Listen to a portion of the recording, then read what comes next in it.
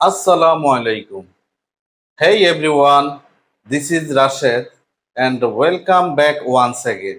আপনাদের সবাইকে ওয়েলকাম করছি হিসাব বিজ্ঞান শেখার অনলাইন প্ল্যাটফর্ম অ্যাকাউন্টিং ইকুয়েশনে।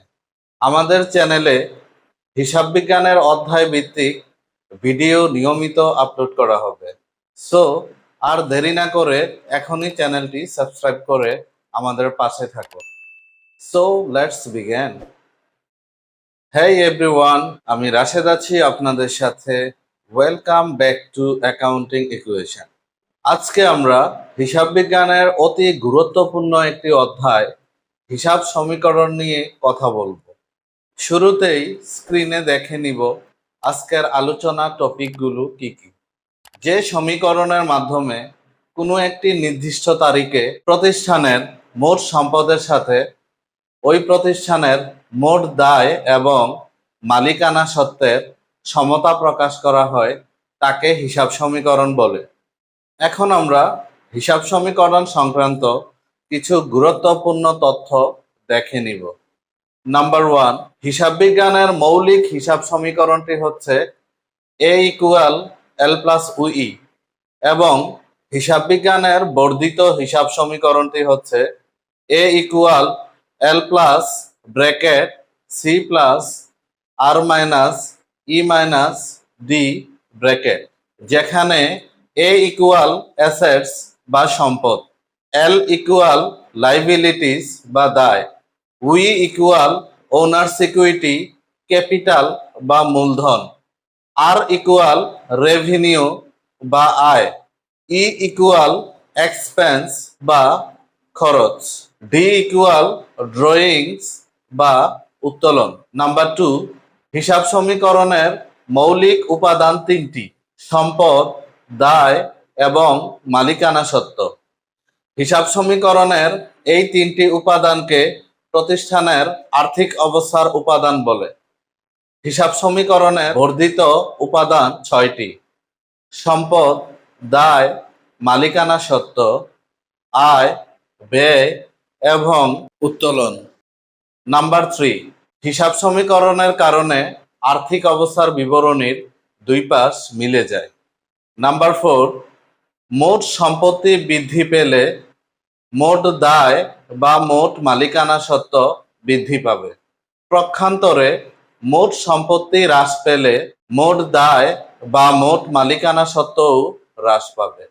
নাম্বার 5, একটি সম্পত্তি বৃদ্ধি পেলে অপর আরেকটি সম্পত্তি হ্রাস পাবে। পক্ষান্তরে একটি সম্পত্তি হ্রাস পেলে অপর একটি সম্পত্তি বৃদ্ধি পাবে। নাম্বার 6, মালিকানা সত্ত্ব বৃদ্ধি পেলে প্রতিষ্ঠানের মোট দায় হ্রাস পাবে এবং মালিকানা সত্ত্ব হ্রাস পেলে প্রতিষ্ঠানের মোট দায় বৃদ্ধি পাবে। নাম্বার 7, মালিকানা সত্ত্ব বৃদ্ধি করে এরকম উপাদান দুইটি: মূলধন এবং আয়, এবং মালিকানা সত্ত্ব হ্রাস করে এরকম উপাদানও দুইটি: ব্যয় এবং উত্তোলন। প্রিয় শিক্ষার্থী বন্ধুরা, এখন আমরা দেখব হিসাব সমীকরণের পরিবর্তন। যে কোনো লেনদেনের ফলে প্রতিষ্ঠানের আর্থিক অবস্থার পরিবর্তন ঘটে। হিসাব সমীকরণের পরিবর্তন দুই ধরনের। নাম্বার 1, গুণগত বা কাঠামোগত পরিবর্তন। নাম্বার 2, পরিমাণগত বা নিট পরিবর্তন। যদি কোনো লেনদেনের ফলে প্রতিষ্ঠানের মোট সম্পদ ও দায়ের মোট মূল্যের পরিবর্তন না হয়ে শুধুমাত্র সম্পদ বা দায়ের কাঠামোগত পরিবর্তন হয়, তবে তাকে গুণগত বা কাঠামোগত পরিবর্তন বলে। যদি অন্যভাবে বলতে চাই তাহলে বলতে হবে, যদি কোনো লেনদেনের ফলে হিসাব সমীকরণের এক পাশে পরিবর্তন ঘটে তবে তাকে গুণগত বা কাঠামোগত পরিবর্তন বলে। নগদে আসবাবপত্র ক্রয়, এটি হচ্ছে গুণগত বা কাঠামোগত পরিবর্তনের একটি উদাহরণ। যদি কোনো লেনদেনের ফলে প্রতিষ্ঠানের সম্পদ, দায়, মালিকানা সত্ত্ব এই তিনটি উপাদানের মধ্যে যে কোনো দুটি উপাদানের মোট মূল্যের পরিবর্তন হয় তবে তাকে পরিমাণগত বা নিট পরিবর্তন বলে। যদি অন্যভাবে বলতে চাই তাহলে বলতে হবে, যদি কোনো লেনদেনের ফলে হিসাব সমীকরণের উভয় পাশে পরিবর্তন ঘটে তবে তাকে পরিমাণগত বা নিট পরিবর্তন বলে। বাকিতে যন্ত্রপাতি ক্রয়, এটি হচ্ছে পরিমাণগত বা নিট পরিবর্তনের উদাহরণ। শিক্ষার্থী বন্ধুরা, এখন আমি হিসাব সমীকরণ সংক্রান্ত একটি সমস্যা সমাধান করব। শুরুতেই আমি অঙ্কটি পড়ে নিচ্ছি। জনাব টুটুল নগদ 30,000 টাকা ও 15,000 টাকার আসবাবপত্র নিয়ে 2019 সালের 1 জানুয়ারি তারিখে কারবার শুরু করেন। ওই মাসে তার নিম্নরূপ লেনদেন সংঘটিত হয়: 2019 জানুয়ারি 4 নগদে 10,000 টাকা ও ধারে 20,000 টাকার পণ্য ক্রয়। জানুয়ারি 7 পণ্য আনয়নের গাড়ি ভাড়া পরিশোধ 1,000 টাকা। জানুয়ারি 12 নগদে ক্রয়কৃত 1,000 টাকার পণ্য ফেরত দেয়া হলো। জানুয়ারি 17 মামুনুলের নিকট পণ্য বিক্রয় 25,000 টাকা। জানুয়ারি 31 কর্মচারীর বেতন প্রদান 10,000 টাকা। টেবুলার ছকে হিসাব সমীকরণের উপর লেনদেনের প্রভাব দেখাও। শিক্ষার্থী বন্ধুরা, অঙ্ক সমাধানের শুরুতে আমি আপনাদেরকে একটি টিপস দিতে চাচ্ছি। আপনারা হিসাব সমীকরণের যে কোনো অঙ্ক সমাধানের পূর্বে সম্পদের জন্য কয়টা ঘর হবে, দায়ের জন্য কয়টা ঘর হবে, তা শুরুতেই বের করে নিতে হবে। তো আমরা দেখতে পাচ্ছি ব্যবসা শুরু করেছে নগদ টাকা এবং আসবাবপত্র নিয়ে। তো নগদও সম্পদ, আসবাবপত্রও সম্পদ। সো নগদ এবং আসবাবপত্রের জন্য ঘর করতে হবে। আর পাশাপাশি ব্যবসা শুরু করে যা নিয়ে তার জন্য মূলধন হিসাব ক্রেডিট করতে হয়। সো মূলধন হিসাব মালিকানা সত্ত্ব এর জন্য একটি ঘর করতে হবে। জানুয়ারি 4 তারিখে নগদে 10,000 টাকার পণ্য এবং ধারে 20,000 টাকার পণ্য ক্রয় করেছে। তো নগদে ক্রয় করলে আমাদের জাবেদাটি হবে ক্রয় হিসাব ডেবিট এবং নগদান হিসাব ক্রেডিট। ক্রয় হচ্ছে ব্যয় বা খরচ। আমরা জানি হিসাব সমীকরণে শুধুমাত্র সম্পদ, দায় এবং মালিকানা সত্ত্বের জন্য গড় হয়। আর বাকি তিনটি জিনিস আয়, ব্যয় এবং উত্তোলনের জন্য কোনো গড় হয় না। ধারে ক্রয় করেছে 20,000 টাকা। তো ধারে ক্রয় করলে আমরা জানি ক্রয় হিসাব ডেবিট এবং প্রদেয় হিসাব ক্রেডিট হয়। তো প্রদেয় হিসাব হচ্ছে দায়। সো প্রদেয় হিসাবের জন্য একটি ঘর করতে হবে। আর ক্রয় হিসাব যেহেতু ব্যয়, সো এর জন্য ঘর করতে হবে না। 7 নম্বরের এন্ট্রিটি হচ্ছে পণ্য আনয়নের জন্য গাড়ি ভাড়া পরিশোধ। এটির জাবেদাটি হচ্ছে ক্রয় পরিবহন ডেবিট, নগদান ক্রেডিট। ক্রয় পরিবহন ব্যয়, সো এটির জন্য ঘর করতে হবে না।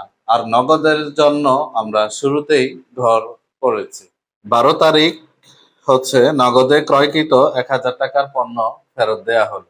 আমরা জানি ক্রয় ফেরত হচ্ছে বিপরীত ব্যয়।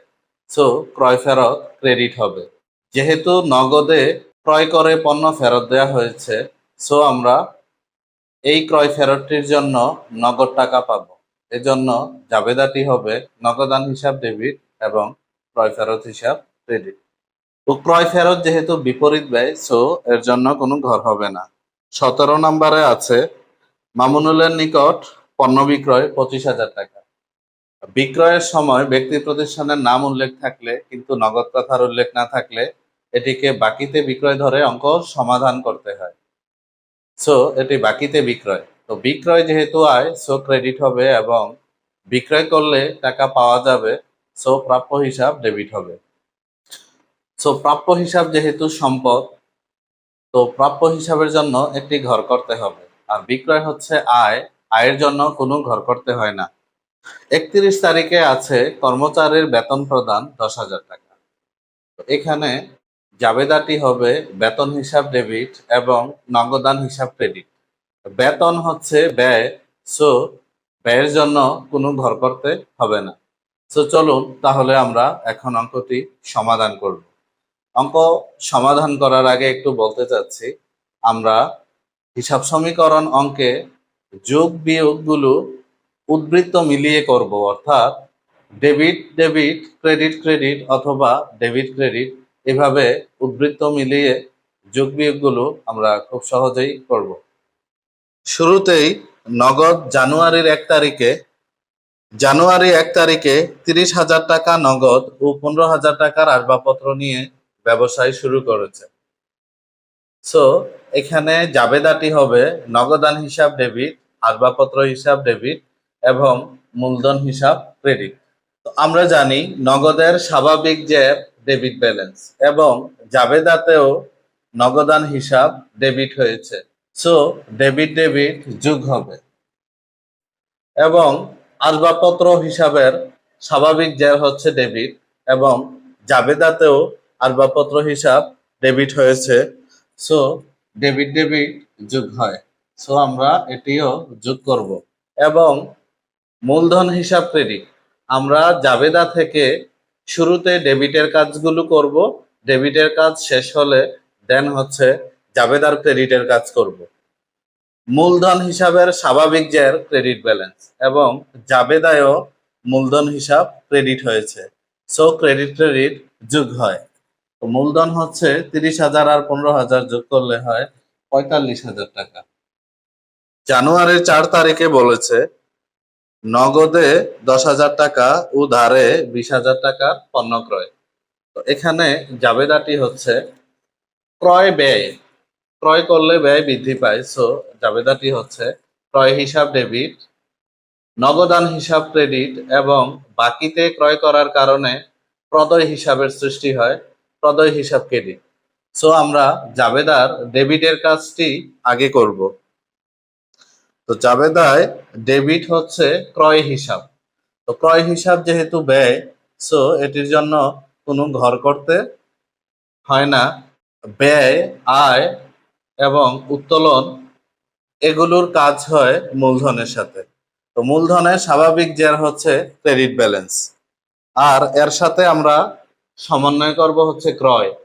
ক্রয় জাবেদায় হচ্ছে debit balance. So debit credit বিয়োগ হবে। 10,000 আর 20,000 যোগ করলে হয় হচ্ছে আমাদের 30,000 টাকা, বিয়োগ হবে। মূলধনের সাথে যোগ বিয়োগ হলেই আমাদের লিখতে হবে কোন জিনিসটি আমরা যোগ বিয়োগ করেছি। সো এটা যেহেতু ক্রয়, সো আমরা ক্রয়টি লিখে দিলাম। এখন হচ্ছে আমরা জাবেদার ক্রেডিটের কাজ করব। তো জাবেদায় ক্রয় হিসাব ডেবিট, নগদান হিসাব ক্রেডিট। সো আমরা এখন নগদের কাজ করব। নগদের স্বাভাবিক জের হচ্ছে ডেবিট ব্যালেন্স আর জাবেদায় নগদান হচ্ছে credit balance. So debit credit বিয়োগ হয়। আরেকটা পক্ষ বাকি আছে, ওইটা হচ্ছে প্রদেয় হিসাব ক্রেডিট। প্রদেয় হিসাবে স্বাভাবিক জের ক্রেডিট এবং জাবেদায়ও প্রদেয় হিসাব ক্রেডিট। সো ক্রেডিট ক্রেডিট যোগ হয়। এখন আমরা এটি যোগ করে ফেলবো। 7 তারিখের এন্ট্রিটি হচ্ছে পণ্য আনয়নের জন্য গাড়ি ভাড়া পরিশোধ। পরিশোধ করলে নগদ অর্থ হ্রাস পায়। সো নগদান ক্রেডিট হবে এবং ক্রয় পরিবহন ডেবিট হবে। সো আমরা জাবেদার ডেবিটের কাজটি আগে করব। তো ক্রয় পরিবহন যেহেতু ব্যয়, তো এটির জন্য কোনো ঘর নেই। সো এটি আমরা মূলধনের সাথে করব। মূলধনের স্বাভাবিক জের হচ্ছে ক্রেডিট ব্যালেন্স এবং ক্রয় পরিবহন জাবেদায় হচ্ছে ডেবিট ব্যালেন্স। ডেবিট ক্রেডিট বিয়োগ হয়। সো আমরা এখন এটি বিয়োগ করব। এখন আমরা জাবেদার ক্রেডিটের কাজটি করব। জাবেদায় ক্রেডিট হয়েছে নগদান হিসাব। নগদান হিসাবের স্বাভাবিক যে ডেবিট এবং জাবেদায় নগদান হিসাব হয়েছে ক্রেডিট। সো আমরা জানি ডেবিট ক্রেডিটে বিয়োগ করতে হয়। সো আমরা এখন এটি বিয়োগ করে ফেলব। 12 তারিখের এন্ট্রিটি হচ্ছে নগদে ক্রয়কৃত 1,000 টাকার পণ্য ফেরত দেয়া হলো। তো এটি হচ্ছে ক্রয় ফেরত। আমরা জানি ক্রয় ফেরত হচ্ছে বিপরীত ব্যয়, অর্থাৎ ক্রয়ের বিপরীত হচ্ছে ক্রয় ফেরত। যেহেতু ক্রয় ডেবিট ব্যালেন্স, সো ক্রয় ফেরত হবে ক্রেডিট ব্যালেন্স। আর যেহেতু নগদে ক্রয়কৃত পণ্য ফেরত দেওয়া হয়েছে, সো আমরা এখানে ফেরতের জন্য নগদ টাকা পাবো। সো জাবেদাটি হবে নগদান হিসাব ডেবিট এবং ক্রয় ফেরত হিসাব ক্রেডিট। সো আমরা জাবেদার ডেবিটের কাজটি আগে করব। নগদের স্বাভাবিক যে ডেবিট এবং জাবেদায়ও নগদ ডেবিট হয়েছে, সো ডেবিট ডেবিট যোগ হবে। এখন আমরা জাবেদার ক্রেডিটের কাজটি করব। জাবেদায় ক্রেডিট হয়েছে ক্রয় ফেরত হিসাব। ক্রয় ফেরত হিসাব হচ্ছে বিপরীত ব্যয়, সো এটির জন্য কোনো ঘর নেই। এটি আমাদের মূলধনের সাথে সমন্বয় করতে হবে। মূলধনের স্বাভাবিক যার ক্রেডিট এবং ক্রয় ফেরতও জাবেদায় ক্রেডিট হয়েছে। আমরা জানি ক্রেডিট ক্রেডিট যোগ হয়, সো আমরা এটি এখন মূলধনের সাথে যোগ করব। 17 তারিখের এন্ট্রিটি হচ্ছে মামুনুলের নিকট পণ্য বিক্রয় 25,000 টাকা। বিক্রয় হচ্ছে আয়, সো আয় হচ্ছে ক্রেডিট ব্যালেন্স, তো বিক্রয় ক্রেডিট হবে এবং ধারে বিক্রয় করার কারণে আমরা টাকা ভবিষ্যতে পাবো, সো বিক্রয়ের সাথে প্রাপ্য হিসাব হবে। সো জাবেদাটি হবে প্রাপ্য হিসাব ডেবিট এবং বিক্রয় হিসাব ক্রেডিট।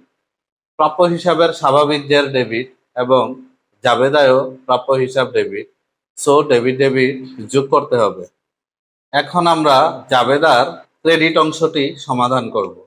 জাবেদায় ক্রেডিট হয়েছে বিক্রয় হিসাব। বিক্রয় হিসাব হচ্ছে আয়।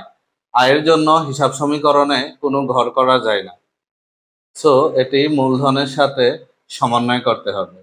মূলধন হিসাবে স্বাভাবিক যার ক্রেডিট এবং বিক্রয় হিসাব জাবেদায় হয়েছে ক্রেডিট, সো ক্রেডিট ক্রেডিট যোগ করতে হবে।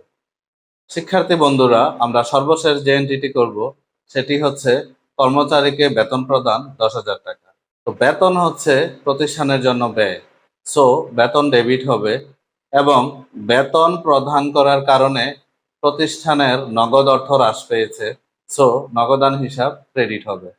সো জাবেদাটি হচ্ছে বেতন হিসাব ডেবিট, নগদান হিসাব ক্রেডিট। বেতন যেহেতু ব্যয়, সো এটির জন্য হিসাব সমীকরণে কোনো ঘর নেই, তো এটি আমরা এখন মূলধন হিসাবের সাথে সমন্বয় করব।